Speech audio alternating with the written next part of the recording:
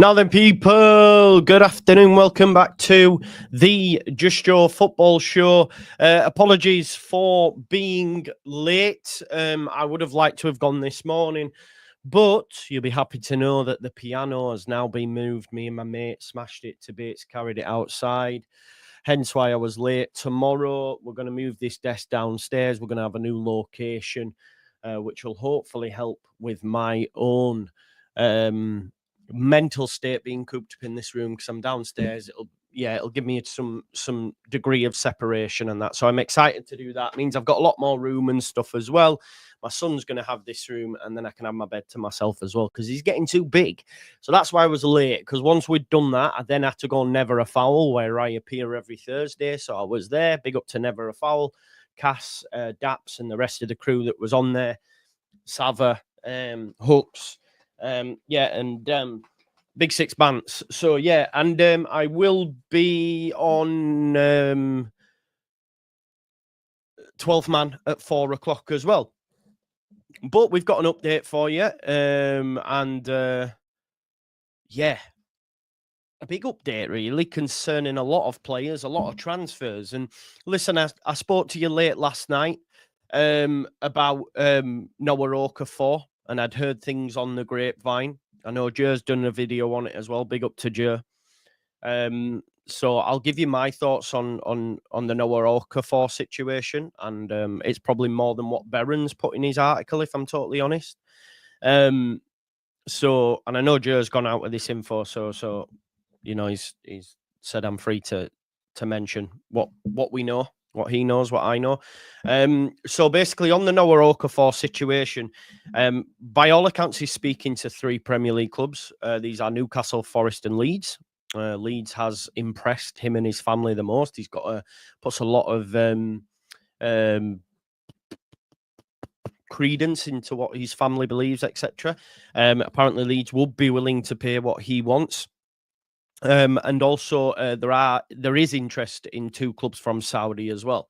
I've actually reached out to someone additional who has connections in Saudi to see if they can get anything on the deal, and they said they're going to try to. So if I can certainly bring you any more updates after the fact, I will do so as well. So yeah, we're moving in mad circles at the minute. We got there with the DCL stuff, and Noah Okafor, I believe conversations happened at the Aviva on Saturday.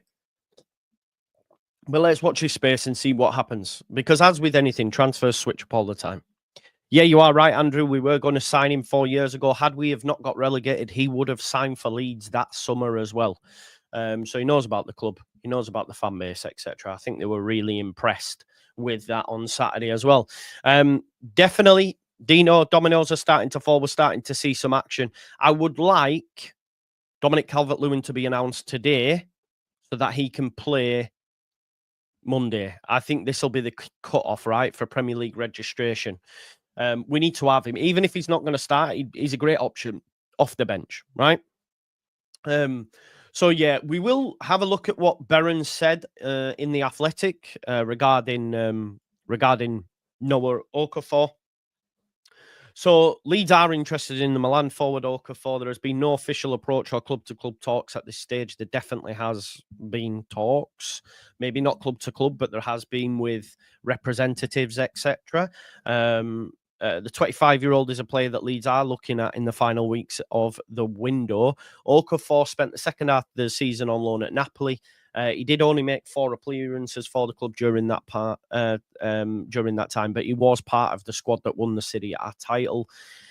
He was set to be loaned to Leipzig in January before that deal collapsed. Obviously, he has connections as well with Red Bull, having worked at having played for Salzburg previously.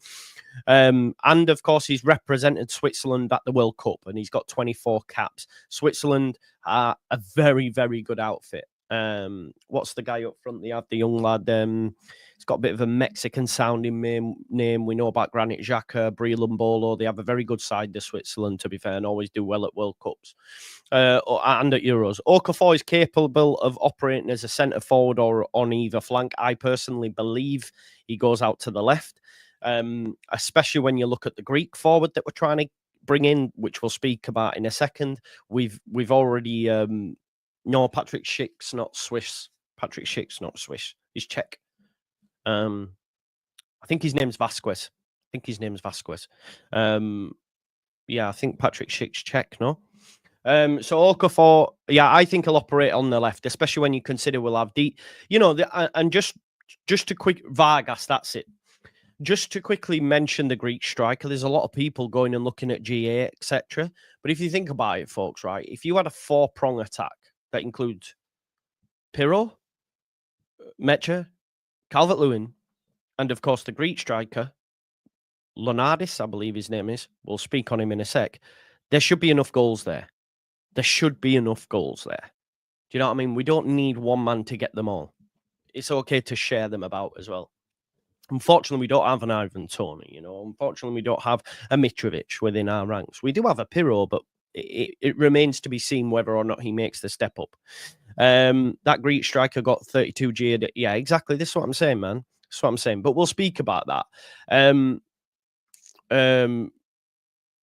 second. I just want to, on this, I think he's waiting for a better offer. Apparently, Newcastle don't want anymore because of Jacob Ramsey. But Eze, apparently, a bid's going to be sorted for a move to Spurs. I think he goes Palace. I think he's waiting for better offers. But we'll wait and see. But anyway, big up Georgia McKay as well. Hello from us. Good eye. Bring on Monday, says Madali. Yeah, bring it on. Doesn't his release clause end tomorrow? Potentially, yeah, potentially. There's a lot of talk of like, oh, if you don't exercise the release clause, it's going to cost you more, etc. It's not always the case, is it? It's not always the case. Okafor is capable of operating as a centre forward on either flank, so I think he'll go out on the left eventually. Mecha been brought in, and we've also got an agreement with Calvert-Lewin. Hopefully, that's announced today. He's played for Basel. He's got European pedigree. He's played for Salzburg. Scored 34 goals and got 23 assists in 110 games, which is a good return. And then obviously has been at Milan, where he has played 53 times for them as well, scoring 7 times. He's got multiple short-term injuries, and he's missed 24 games across his 2 seasons in Italy. You are looking at like patched up FC at the minute, but it is what it is. We are where we are.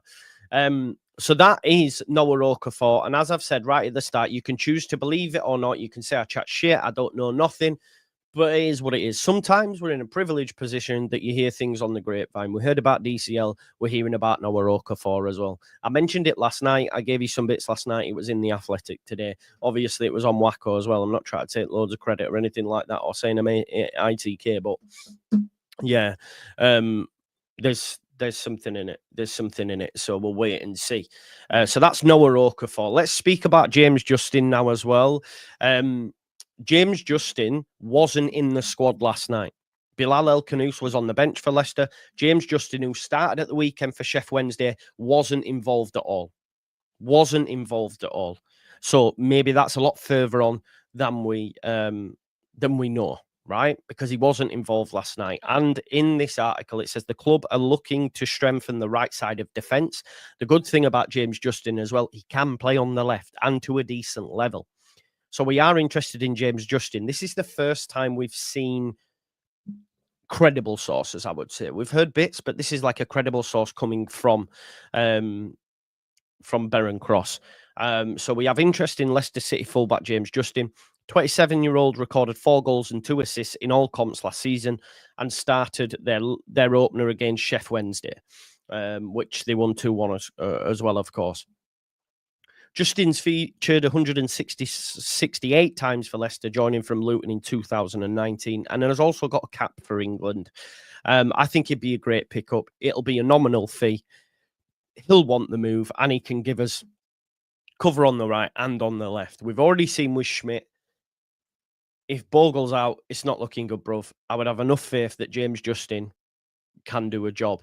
Just a quick update on Smith's situation as well, which I haven't put in the news section going along the bottom, but I will do now. I'll just give you a quick update on that because there has been one from the German side of things.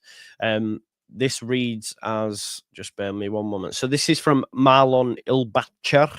Sky Marlon 89, so German Sky News reporter. Schmidt transfer to Werder Bremen. Info currently difficult to reach. Bremen would like to sign the right back from Leeds, as reported, and have reached a full agreement with the player. However, the Premier League promoted side is only willing to let the player go if they can find a suitable replacement. According to Sky Info, such a replacement is not currently in sight. The deal is not completely off the table yet, though. However, we know now with James Justin, and I think the fact that he wasn't involved yesterday means it potentially could be further on, which I do think Schmidt will leave the club. He might be on the bench on Monday, but I think his time at Leeds United will be up soon enough. And I think it's the right decision, having seen him play there in pre-season. No doubt he's a decent player, do you know what I mean? But maybe we will. Maybe we will hit the loan market. I'm not too sure. Any afternoon, Joe. Hi, Lucy. The dominoes seem to be starting to fall. They do. Love to see it. Also, great London video. Thank you very much. It's got a lot of love, which I'm happy about. So it's good. So that's happy to know. Right, okay, let's move it on slightly to the next one. This, I want to give an update on Manor Solomon, okay? So I've just been on a show actually with Sava, and I sent him the story that's in the Standard that's been reported, that Solomon wants a move to Leeds United. And Sava also checked it with their top guy, is it? And it's not Goldstein. It might be Summit Goldstein. I can't remember, but it's been checked with their top guy as well. And apparently a deal, an offer of 15 million gets Solomon. And apparently Burnley and Leeds are the two interested clubs. So what Dom Smith's saying is that Manor Solomon could leave Spurs either on loan or permanently. So I could take that. Alistair Gold, that's it, man. Not Goldstein yet. I would take a loan. If we can get Okafor, obviously you prefer Okafor, but what's stopping us getting Solomon as well if it's a loan? But he could either go loan or permanently. Told his preference would be to rejoin Leeds, but I understand Leeds have genuine interest in Okafor.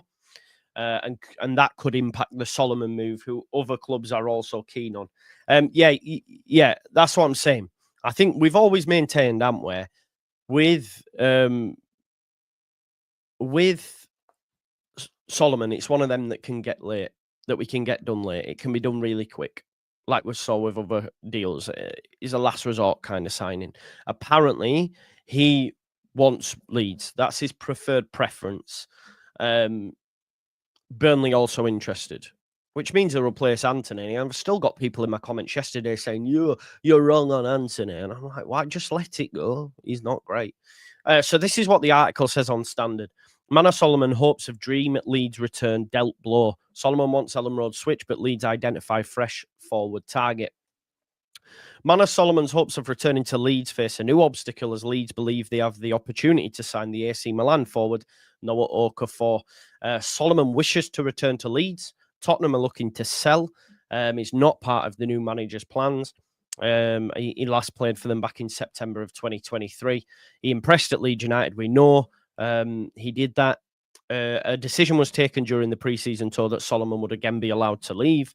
But while a return to Leeds has been touted and is Solomon's preference, it's understood the Yorkshire club hold genuine interest in Okafor, and that a move for the highly rated Swiss international could hamper Solomon's chances of rejoining. So it does feel like it's Okafor or yes. Solomon's better than Ramazani. I don't want to do the Ramazani thing, but he is. So yeah, and if I'm honest, if you want my honest opinion, and I know it'll go down like a lead balloon, if Okafor comes in, I think Ramazani's loaned out. And that's all I'll say on the matter, because I know you'll hate me for that. But if we bring in another, Ramazani will be loaned out. And I think even if you take your Ramazani loving head off, I think it's true. I think you'll, even if you don't agree with the decision, you'll look at it and go, no, it probably makes sense. You know? I don't think we do, mate. Not if we bring Okafor in or Solomon, because Harrison stays. No one, and that might be like, not because I prefer us to keep Ramazani. I think for me, he Harrison stays. Maybe because no one will buy him, as people suggest. Maybe because no one will pay his wages loan-wise, so he stays. Well, I'm telling you, I'll have a gentleman's bet with someone now that if we bring a left winger in, Ramazani goes out on loan. Think about it logically. I'm not saying I want that. Just think about it logically, right? That means you would have Okafor, Nonto, Harrison, Solomon. Harrison, Ramazani. That's 4. That's 4. He's getting on in pre-season, yes, but remember that Harrison's been injured as well. Honestly, so that's... I'm not. I swear to God I'm not. I swear to God I'm not. I just think logically that's where it'll be it. That's where it'll be. That's where it'll be at. But I might be wrong. I might be wrong, folks. But I think that's what will happen. Anyway, let's move on from that because I knew it would get the chat frustrated. James can play out there as well. Obviously, if Okafor comes in, he plays on the left. Nonto's also available on the right. So it is what it is. Fans who prefer Harrison over Amazon. Well, if you believe that's true, I don't know why you watch me, because I would prefer. So there you go. I know nothing. Anyway, Spurs are looking to further strengthen their attack with Eze, etc. We don't need to... Oh, Wacko's saying the same thing. It's clear, like it's obvious. It is obvious. It is obvious. You don't get the logic. Well, here's the logic. Let me spell it out, like, explain the logic. I'm not saying it's the right decision, but hear the logic, though, right? Ramazani didn't play in the Championship. He's already down the pecking order, right? And then if you bring another left winger, where does he get minutes? So that's the logic. He himself has already turned down a loan move to Greece. He himself. So that means the club were willing to listen to offers. So logically, if I think about it logically, I think he gets loaned out. Whether you agree or disagree with the situation. No, that's probably wrong. No, that's wrong. I like Ramazani. He's an exciting player. I think Harrison will give us more from a system perspective over the course of the season. But it is what it is. Let's move on now. Yeah? Yeah, that's what I'm saying. That's where my head's at. But I'm going to turn chat off for a second because I know you'll all be going mental on that. Let's just move on to the next topic. Otherwise, we'll get stuck on it for ages, and I don't want to do that. Next one. Leeds are reportedly eyeing a move for Fotis Ioannidis. Ioannidis? Should we go with that? Ioannidis? Fotis Ioannidis. This is according to a report in the BBC. He's coming as a potential addition to their attacking line. The Greek striker is being considered as an option who could bring in experience and quality to the team's attacking line. So there's been reports in Greece as well. Leeds are eyeing this move for Fotis Ioannidis, according to BBC report, as a potential addition to our attacking line. The Greek striker is being considered as an option. He could bring experience and quality to the attacking line. The Panathinaikos captain has been the centre of transfer rumours last summer, with teams such as Sporting Lisbon and Ipswich showing interest in acquiring him, looking for a dynamic striker for their attacking line. Leeds' interest adds another suitor for Ioannidis, who continues to be one of the most sought-after names in Greek football. This development is expected to keep interest in the Greek international striker over the next coming weeks. Now, what I did want to do is just have a little watch together now of the scouting report, because our man Andrea has already spoken on Ioannidis. So let's quickly do that now. To oversee the military and the civil actions in Greece. He's 25 years old, the captain of Panathinaikos, 6'2", so very similar, taller than Ablin, but very similar, with that range, 80 kilograms. Of course, he plays for Greece. He's played many times against England, too. I think he scored 2 against England when Greece won at Wembley, if I remember correctly. This season, I think he overstayed at Panathinaikos. He needed to leave last summer, but he stayed. He had many suitors, especially in Italy. Bologna after him again. So that might be competition. But people will look at his stats from this season. You see only 5 goals and 6 goals in the league. It's divided the league in Greece into 2 phases. So the championship one and the regular season one. 4 goals in the Conference League and 1 in the qualifiers.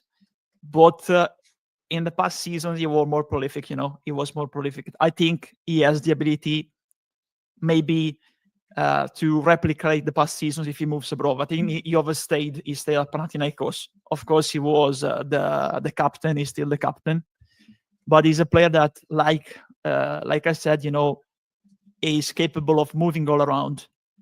He's a player very, very smart, and we'll see that later on. But if you look at this absolutely outlines what I'm saying. Successful take-ons. This one is the Conference League.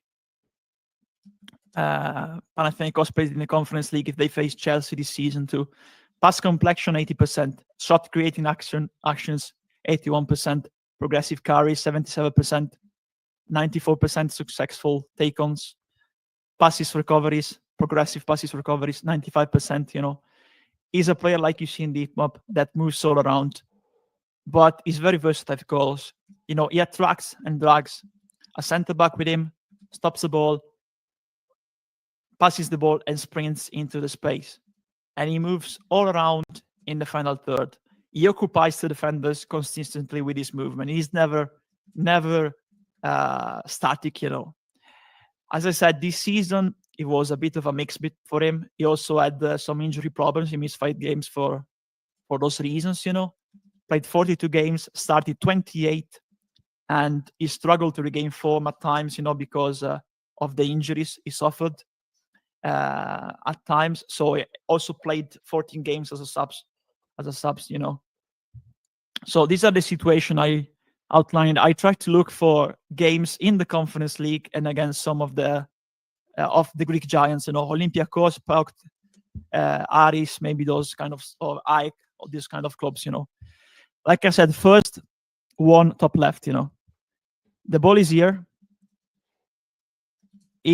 As you see, he's very near his teammates.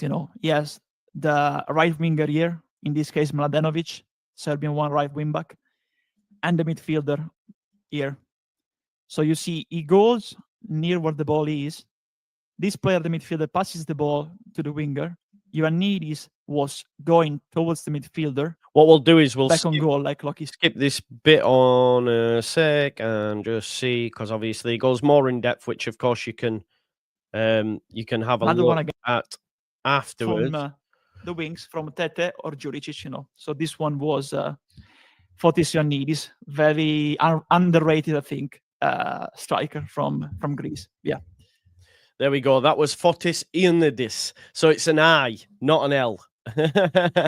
My bad. Give over, stop. Well, yeah, no, they would, of course. Yeah. So Ioannidis, and what I will say, right, if we have got an attacking force that includes Pirro, Mecha, Ioannidis, and Dominic Calvert-Lewin, Okafor on the wings with the added Nonto, James, etc. Looks like Bak was on his way to Forest. Maybe you're bringing up Bilal El Khanous. I think we're going to be okay, and I'm really confident again now. And it's amazing what a few signings can do. Ioannidis. Definitely. So that's Fotis Ioannidis. We got there in the end.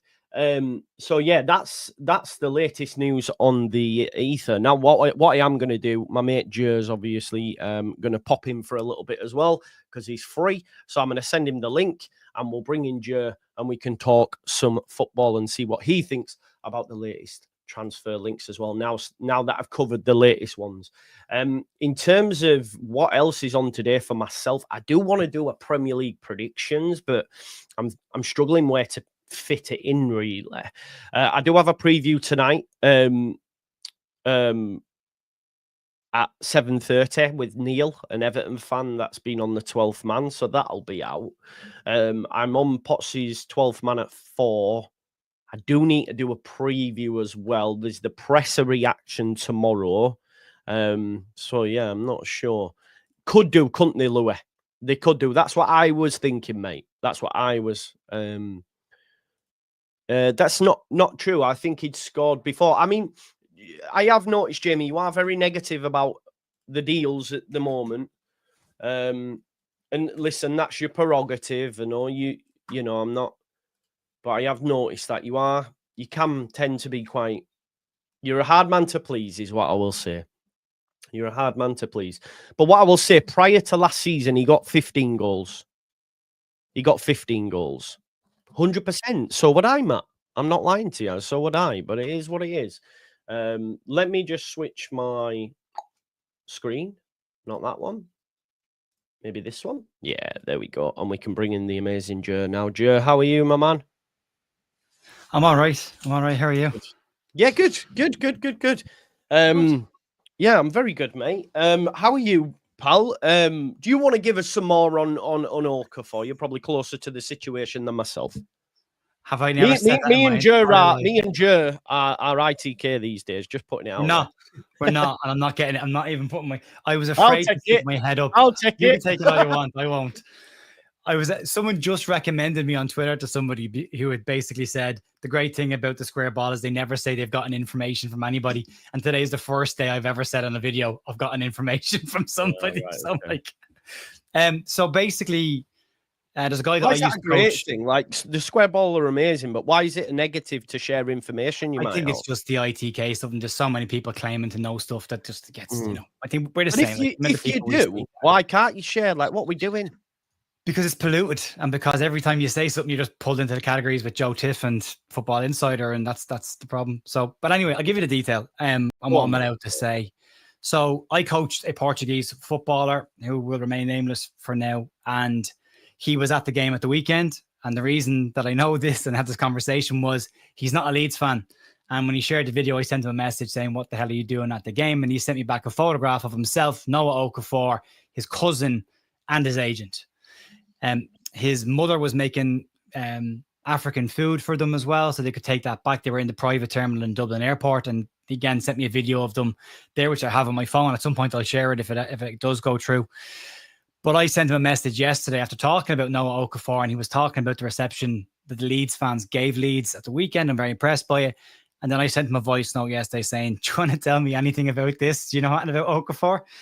So he rang me. He was laughing, saying that they'd only just spoken about it because he was supposed to come to Leeds the year we got relegated. The deal was all sorted. Everything had been agreed. And then it was just waiting on Leeds to confirm the Premier League status. Leeds got relegated and it didn't happen. Now, if you remember at that time, from January all the way through to the end of that season, his name was being mentioned constantly with a move to Leeds United. So there's truth in that now. Anyway, so he rang his cousin, that he knows him, and basically rang me back last night to say that he has talked to Leeds. There's 3 clubs in the Premier League that have spoken to him. There's 2 Saudi Pro League clubs, one of which are very keen to try and bring him in, but he's not sure that he's at that point of his career yet where he wants to make that move. I won't name the clubs right now, but there's 3 clubs, including Leeds. Of the ones that he has spoken to, he favours Leeds right now because Leeds have basically said there's no issue with the money. And he likes the project of what Leeds have put forward and thinks that there will be a place that suits him. He wants to leave Milan. He's not happy with the situation at Milan. They use him primarily as a striker. He doesn't want to play as a striker. His preferred position is off the left-hand side, attacking space and coming in and doing what he can. His best attributes allow him to do. So Leeds are looking for that. It fits the bill. People saying that he's not an upgrade on Solomon and what we have. This kid has Champions League experience and Champions League output. He has scored goals in the Champions League. He was very good against us and has been very good. He's had a couple of injuries over the last couple of years, but again, I said this to somebody else, nothing unusual. Dan James missed 10 games last season. Manor Solomon missed 7 games last season. So if you start going through injury records of players, you'll find it. But he's a young player. He's 25 years of age. He's 6'1". He's very dynamic. He's incredibly direct. And he has got a goal output, left, right foot, or head. And he gives Leeds a lot of options behind the front too. Baron Cross's article this morning said there was no contact. From what I've been told, he spoke to Daniel Farke after the game. That's been seen by people, that there was a conversation. I was told that yesterday, that had been seen as well. Yeah. And his reps were close by as well. Apparently he has held conversations with 3 clubs. Now, as we've always said and has been said, a lot of the information that comes out in today's press is yesterday's news. coming out today, and that's how I do my news anyway. Most of it's the bulk of the stuff that comes out late in the day before. So it may have moved slightly forward, but at this point, there's no decision being made.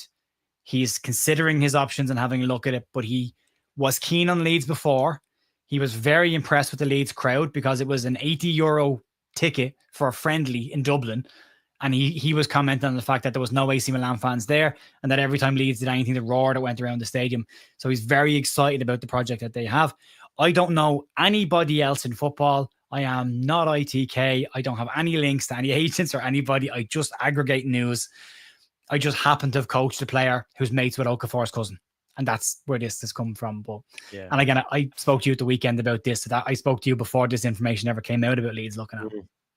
And like I said, the DCL stuff, it just so happens that someone who knows me and Joe is connected. Sometimes these happen and they told us on Sunday, you know what I mean? They gave us a heads up on Sunday. So she's insisted on being called Fabrizio Romano now going forward. Yeah, she messaged me yesterday. Just call me Just call me Fabrizio. I was howling. Pure respect. Yeah, she bang on the money. And that was because of DCL's brother or brother-in-law is the gardener. Yeah, something like that. Yeah, that's it. Apparently his family were talking about it all week. So so that's where that came from, and that was bang on the money. So I hate sticking my head up to say I heard something because I know what goes along with that. So what made me not? Do you know what? When I was at All Leeds TV, and they'll vouch for me for this, the day that Bielsa held the press conference, we were contacted on Twitter by a guy that knew Dwayne Holmes, who was a Derby player, to say that Bielsa was the one that was spying. And we went back and forth, and we never put that information out. A couple of hours later, the press conference happens, and I thought, do you know what? Why didn't we put... So now, I don't care. Like, if you want to say this, you want to say that, if it's there and I believe it, I'm going to put it out. It is what it is. I don't like to add uncredible stuff to a flood of uncredible reports that are already out there because I'm trying to build something credible. So I won't stick it out there unless I know it. The man that's sent me this message, I trust him incredibly. I have coached him. He's a really good guy. He's a top bloke. And he sent me photographs. So I know. And that's my message to him at the weekend was, get me Okafor shirt. I want this jersey. Because he had it in his hand at one point, then he gave it to his cousin. So that's where that's come from. That's the only reason I trust this information. And he did say he'd give us a nudge if he hears anything before 100%. Any more information comes out about it. 100%. Big up to Cass and the crew that have come over from Cass's channel. Welcome. Just a bit of a quick update. Exclusive. Atletico Madrid have opened talks to sign Nico Gonzalez from Juve. So that's Leeds United out of the picture. Discussions started over a potential deal, and it could be a permanent move. Initial talks ongoing. It could also unlock a new winger for Juve if Nico deal happens. So it's clear that we're not getting Nico. There's also a tweet from Fabrizio Romano that was back in February. So that's not new. Latest. Thought you'd new one. Besiktas have approached Okafor camp over potential summer move. Turkish side are keen to loan the AC Milan striker after Red Bull Leipzig also showing interest in bringing him back. So there is other interest in him, but that ties in the Turkish club where it mentioned yesterday, but maybe they've shown interest now. Leeds, I think, are looking at a permanent move, and AC Milan, I think, want to move him on. Yeah, no, it's clear. I think he does leave. I've just seen this as well. And look, Joe, I know it's not your favourite publication, but this is from Football Insider. It's a lie then. But basically it says, Everton have told Beto he is free to find a new club after falling foul of David Moyes. The centre forward is on the radar of Premier League rivals Leeds and could leave the stadium in the next fortnight. We're not buying two Everton strikers. No, that's a good point. No. Although I will say this, right, because I think there's a little bit of defence needed to Dominic Calvert-Lewin. I covered it on the news this morning, these comparisons to Calvert-Lewin, and I just said the only comparison is the injury history. Calvert-Lewin's 28, Bamford's 31. Calvert-Lewin has 11 caps for England, Bamford has 1. Dominic Calvert-Lewin has 4 goals for England, Bamford has none. Dominic Calvert-Lewin has played the bulk of his career in the Premier League, Bamford has not. One is coming into his peak years, one is past his prime. So there's no comparison between those two players outside of an injury record. If you look at his goal output, Everton have been the lowest scoring team in the Premier League for the last couple of years. They've I think 40 goals they scored last season, so it's not always been on him. And Sean Dyche football was dirt football. It was big, long ball football down the park for him to either hold up or lay off. So he was not going to be a goal output. I have a Everton fan coming on before the weekend who does media work in Ireland. He's from Liverpool. And he basically spoke to me yesterday about Calvert-Lewin. And he said under Ancelotti, when he was played as an attacking striker, he was at his absolute best. And over the last couple of years under Dyche, that's not how he's been used. He's been used as the pivot, basically to link the play. And that's all he's been used for. And he even said he's an incredibly useful player to have in your squad. He's had some massive moments for them. And they're really disappointed that he's leaving the club. There you go. The Everton fans are out in force now saying, we don't want him, blah, blah, blah, blah. I don't believe... They did want him. They tried to... Do you know what I mean? They did. They offered him a new deal. They offered him an improved deal as well. And Sunderland apparently offered him wages to make him their highest earner in the club. And he turned them down. And that's come from the Sunderland Echo, Ben Jacobs and Manchester World. 3 separate places all said the exact same thing about that. Yeah. What do you make to the Solomon stuff of him wanting Leeds? Apparently Burnley are the other club I was told earlier on, just on a show. That's not anything, just on a show that Burnley, 15 million. It looks like it'll be Okafor, if not potentially Solomon, right? I prefer Okafor, being honest.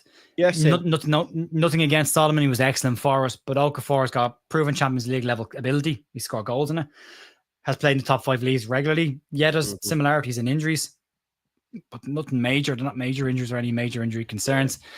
And he's taller, so he adds to what Leeds are doing this season in terms of more height. And he's a good set piece taker as well. So there's a lot. I mean, if I was picking one, I'd pick Okafor. But I mean, Solomon's not a bad second option. But the way I look at this is, there are other stories that said that Solomon was literally digging his feet in and saying he wasn't leaving Spurs because he believed as if the window closed and the season went on, he would get opportunities to get into that side and he wants to play in the Champions League. But now all of a sudden he's in favour of return to Leeds United, but wasn't in favour of that at the beginning of the window. So if Leeds have got other targets, I would be in favour of Leeds pursuing them. And if you can't get them, then Solomon's a decent backup.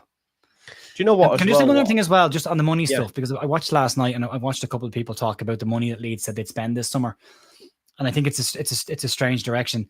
Leeds' budget was rumored to be between 100 and 150 million euro. That doesn't mean they have to spend it all. You're not going to a sweet shop with a pocket full of cash. Oh yeah. The rumor was Leeds had put a budget of 30 million for the spine of the team per position: goalkeeper, centre back, centre mid, striker. And again, they've got those players cheaper. Like Lucas Perry was expected to cost far more than 15, 16 million. We got him for that. BL was expected to cost close to 20. Stack was expected to cost over 20. We've gotten all them for cheaper. So just because Leeds haven't spent that money on those positions doesn't mean Leeds are going to spend 70 million quid the remainder of their budget. Leeds have a 3-year PSR window that they have to keep an eye on. So the less money they have to spend, the better it is for next summer as well. And it also means they've got some cash in their pocket come January, should they be in a position where they need to maybe panic buy and bring somebody in at that stage. So if Leeds don't spend 30 million per position, I have no problem with that. If they don't spend 150 million, I don't have a problem with that. As long as they get the right players in for the positions. Again, I use really bad analogies on this, but it's like going to do your shopping with 500 quid in your pocket, spending 300 quid. You don't then go and spend the 200 quid because you bank that for the next time, So that's where my head's at with that. Yeah. And no, this was a narrative spun by fans. The club never said this. The club never officially said anything about spending. No, it's been put out there by the media. Yeah, and but come here. If you walk into a shop and there's a TV for $2,500 and your man says to you in the shop, you can have it for 1,500, you don't then insist on giving him $2,500. You take the discount and you leave. So Leeds have got their players cheaper this summer. And what we brought in so far, anyone who doesn't think Anton Stack's a marquee player at this point isn't watching football. So marquee doesn't mean spending 70 million. Marquee means bringing in a player that's going to make a difference to your squad. No, that's not what's happening, because the same narrative that Jamie's just mentioned was January. The reason we're not spending is because we're spending big in league. They're not doing that. They'll spend what they have to spend and they'll keep what they can keep. But they're not going to overspend on people. They don't have to splurge unless they have to. And ignore January. Assuming Leeds are still in the Premier League come the end of the season, it's a 3-year window of the losses. So Leeds have 90 million losses or 68 to 90 million losses over a 3-year period. So if they don't have to waste money this summer and get the players they want in, that puts Leeds in a really strong position going into next summer to add more players. And then you've got a year of Premier League football behind you. It's easier to attract players. If you do well in the division as well, then that helps as well. So you've got to think of this as a 3-year block until we've had 3 years of Premier League football. Yeah. And then it's 150 million. You can relax a bit. Yeah. Yeah, fair, mate. Fair. We'll wait and see. I think we'll by all accounts, according to FPL, Calvert-Lewin's arrived for his medical. It wouldn't surprise me if it's already ahead of that. And maybe I think it's done. I think we'll get and I'm hoping for an announcement today so that we can get him on the bench potentially. Yeah, potentially though. We want him on bench so he can come off the bench and score the winner, can't he? You know what I mean? Yeah. Should have a little talk about Fanalysis before we finish up, mate? Obviously, both been involved in the Fanalysis, the Leeds starting 11. This is going to be a new platform, folks, that's going to be used on Sky in connection with Sky and Michael McIntyre. Hopefully there'll be shows, etc. It's a really exciting opportunity that both myself and Joe and others, Luke, Stats, like old Jacob, Gilly, others, we had to audition, interview, all that jazz, and thankfully, you know, we've made it to the final 11. It's a new app that will be launched before tomorrow's game. It may even be tonight. That's the link. What I would like you to do is go on over and apply to be a finalist, because I think they're allowing 500 initially. Is that right, Joe? Yeah, 500. Yeah, fans 500 new. Yeah. Where you'll see ratings, you'll see pieces, written pieces, stats, all that sort of stuff, and it's going to be used on Sky as part of their coverage moving forward. Really exciting prospect, right, Joe? Yeah, I think the way they've labelled it is putting the power of punditry back in the fans' hands and letting those who know the most about their club talk about their club. And the fact that Sky Sports are taking this on this season to use the power of what they're doing and their analytics and their punditry of the games is a huge piece. But it's nice to see that it's not just us. We'll be the initial starting 11, as we're called, and we'll be prioritised on the app. But then there'll be 500 other Leeds fans that can get in there as well. And then the beautiful thing about the platform is it's designed to take the toxicity out of football as well. So when you sign up, you can only comment on your team. You won't have drip feeds of other fans coming into your stream. It'll only be Leeds fans commenting on Leeds. You can view everybody else, but you only talk about your own one. So it's a really interesting app. It's really exciting. It's exciting to see what's going to happen over the course of the year. We've our final call tonight with Mr. McIntyre to have a chat about things. Yes, and we see do, what goes in there. Which is crazy in itself. Yeah, but what I would say, folks, is go on over, apply to be a finalist, join us on the app. And like you say, it takes out that toxicity. You know, how many times do you have to mute tweets? You get quote tweets, people giving you abuse.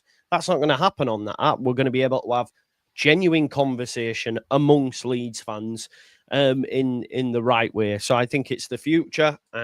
Also, you have to be verified, so you don't get any faceless accounts that have no names and troll accounts. You have to be you, so you're visible. When you do comment. Exactly. That's the great stuff. Make sure you go on over and do that. Myself, Joe, and many others will be there. Great stuff. And nothing changes from this perspective. They're not asking us to dumb anything down, change anything. We are just us. And like I say, I've been saying for a long time that fan media is going to be the future. I think, definitely. Please tell me you guys have some solid news. Go back and watch this 44 minutes. It's all solid. The Ioannidis link is interesting. Yeah. Andrea, again, my scouting report, lads, getting one off, man. They backed it. And BBC came out with it as well, which is unlike them. Adam Pope tweeted it out. It is a new one. They've not done that in a while. It's nice to see BBC getting back into proper journalism, which is nice to see. He scored a banger against Ireland. An absolute banger against Ireland when we played Greece. Yeah, so but again, the usual people have gone on to Transfermarkt and looked at his G&A and went, not good enough. I'm like, without having watched him kick a ball. But that's an interesting one as well. Yeah. Yeah, Reggie Labrie it does point out that they are clearly in the market for another striker. Yeah, exactly. Inside Sunderland's return to the Premier League, Reggie Labrie says we are a championship club coming to the Premier League. We will not be naive, so I expect a more defensive approach from them going into next season. Jay, Huh? Be naive. By all means, go for it. Yeah. Go for it. Jacob Ramsey's gone to Newcastle, which probably writes off Bilal El Kanousa's move. But with Eze potentially on his way to Spurs, I don't think we get Bilal El Kanous now, because surely we'd have already got that deal done. You know. Well, the thing with this is, I said this to you a couple of weeks ago. I don't see it. There's just too much going on with it. The rumor around the release clause, it's still locally they're saying there's no release clause unless they're on 30 million for him. Right. It's only the international press that are saying there's a release clause, and then anybody locally who does mention it is saying rumored release clause. So it's not a fact that that's there, but that's due to expire on Friday if it does exist. So you would imagine Leeds would have had that at least activated by this stage. One day to go on that. I think Leeds have already moved on from El Kanous. I think he was hedging his bets. Yeah, no, I agree. We shall wait and see. I'm chatting to an Everton fan later on tonight. I'm on Never a Foul at 4. Not Never a Foul, sorry, 12 man. If you're struggling for something to watch, Joe, what have you got coming up? I have an Everton fan as well coming on the weekend, a guy called Matt Turnbull who works for the FAI in Ireland here. He's a media guy with them, but he's a scouser. He's coming on. I'm going to record with him tonight, and we're going to put it out as a video for the weekend before the game. I've got match preview tonight at 7:30 with stats, so our first preview video of the new season, and then back to the news tomorrow, and the first warm-up show of the new season tomorrow night as well. So that was just myself just going through the statistics for the game coming up. Can't wait. Good stuff. Talking about football again. Yes, I can't wait. Do you know what, man? I've got a watch-along Friday. I've got 3 watch-along Saturday. I've got 2 watch-along Sunday, and I've got watch-along Monday. I cannot wait. I live for this shit. I'm delighted we're not talking about transfers anymore. We're back talking about I know. We will still for a few weeks, but at least it's in between matches. Do you know what I mean? Absolutely. I can't wait. Right, folks, we'll leave it there. Thanks for tuning in, and I shall see you in a bit. Peace out. Bye-bye.